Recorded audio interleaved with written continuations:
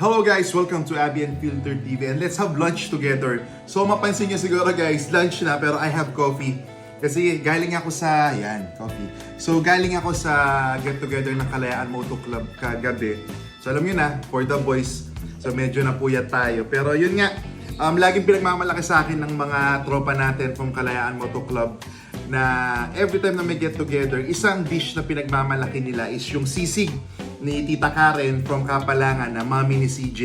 No? So hello CJ Lorenzo, thank you and to Tita Karen for the sisig na binigay niyo. Matitikman ko na siya sa wakas. No? And alam niyo ba, just a short trivia, sabing mga Kapampangan, before pa nauso itong sisig na alam ng lahat, sisig means to eat something sour. Diba? Yun yung talaga sisig sa amin. Diba sa amin ng mga Kapampangan sinasabi nila, tara magsisig tamo. It means, let's eat something sour. No? Pero nga ngayon, ang alam na ng mga tao is yung sisig na pork, liver, or kung ano-ano pa, and then may iba-ibang condiments. So yun yung alam natin. Pero nga sa amin, it's to eat something sour. Like just a short trivia. No? And we also have adobo. Diba? Yan. And for dessert, I have my favorite egg pie. Alright.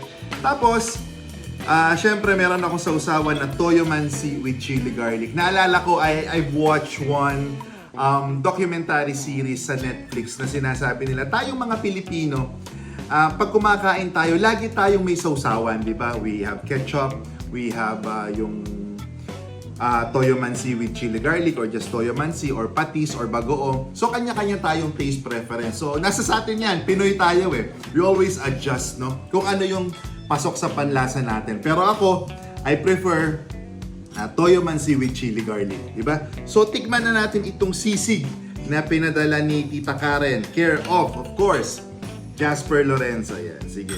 So tikman natin siya ng walang sausawan muna. Wow. Kaya. May videographer ang mga anak ko. Can you focus this sisig? Tama? Wow. Sige. Okay.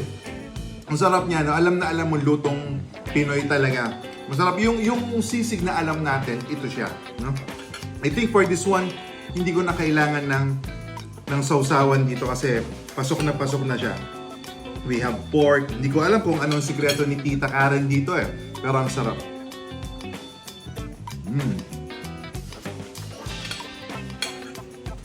Tikman ko itong adobo.